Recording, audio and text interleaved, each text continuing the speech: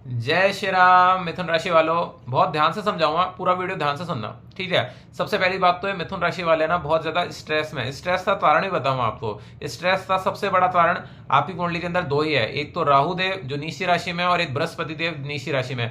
और राहु देव आपकी कुंडली में वहां बैठे हुए हैं, ये आपके प्रोफेशन हाउस में बैठे हैं, तो प्रोफेशन को लेकर स्ट्रेस रहेगा, स्ट्रेस रहेगा। और दूसरी बात तो यही है, आपकी कुंडली के अंदर जो बृहस्पति है वो आपकी कुंडली के अंदर विवाह स्थान पे जाते बैठे हैं, तो वैवाहिक जीवन के अंदर भी स्ट्रेस का सामना करना पड़ेगा आपको। ये दो स्ट्रेस कंटिन्यूसली परेशान कर रही है, ठीक है। इसका अंत बहुत जल्द होने वाला है, लेकिन मैं आपको पूरे मार्च के महीने का पूरा सच बताता हूं, बहुत ध्यान से सुनना।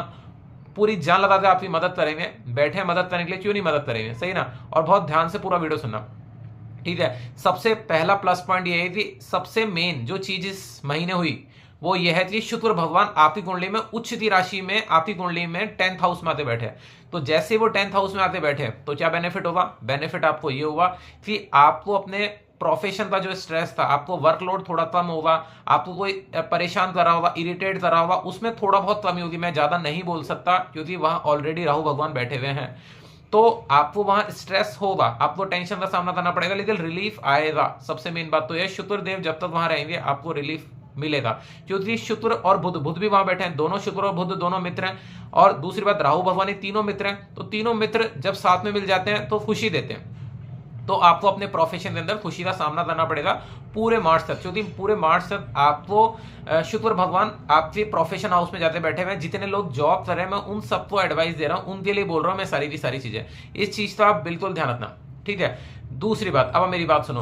अब मैं आपको समझाता हूं, इसने तो आपको प्रॉफिट दिया ही, अब मैं आपको पूरा सिस्टम बताता हूं, आपका पूरा सिस्टम कैसे चलेगा, ठीक है। आपकी कुंडली के अंदर पहले आपकी संतान हाउस की बात करता हूं, तो आपकी कुंडली में संतान हाउस के अंदर जो नंबर लिखा हुआ है वो शुक्र का नंबर लिखा है। तो अगर आप पहली संतान कंसेप्ट के बारे में सोच रहे हो तो आसानी से संतान कंसेप्ट हो जाएगी। बहुत ध्यान से सुनना।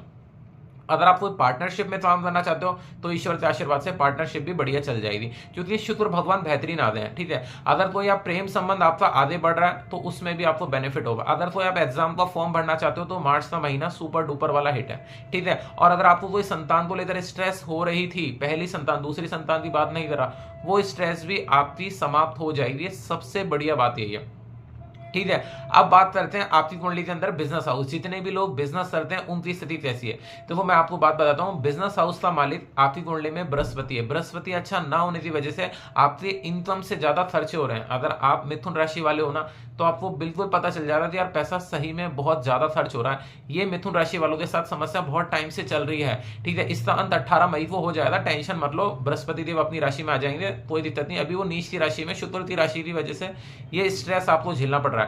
और एक और बात बताता हूं, वैवाहिक जीवन की वजह से भी आपको स्ट्रेस है मिथुन राशि वालों। अगर आप मिथुन राशि वाले हो तो तीसरा रिश्ता नहीं हो रहा, किसी का रिश्ता होते टूट रहा है, पर प्रेम का जो संबंध है वो अच्छा नहीं बन रहा है, इसकी वजह से आपको स्ट्रेस का सामना करना पड़ रहा है मिथुन राशि वालों। थोड़े से स्ट्रेस में है ये मिथुन राशि वाले, ठीक है। हाँ, एक चीज मैं बताता हूं, अगर आपको ये ना यात्रा करना चाहते हो तो मार्च का महीना सुपर डुपर वाला हिट है, तो आपको यात्रा कर लो, क्योंकि वहां से मालिक शुक्र देव उच्च की राशि में, यात्रा कर लो, ठीक है। दूसरी बात है, आपको जिससे रिलीफ मिलेगी, कर्जों से आपको रिलीफ मिलेगी। आपका जो कर्ज है वो बहुत हद तक कम हो जाएगा, कम भी नहीं होगा तो मांगने वाले थोड़े कम हो जाएंगे, और आपको कहीं ना कहीं से पैसों का एडजस्टमेंट हो जाएगा। ये सबसे अच्छी बात है, ठीक है।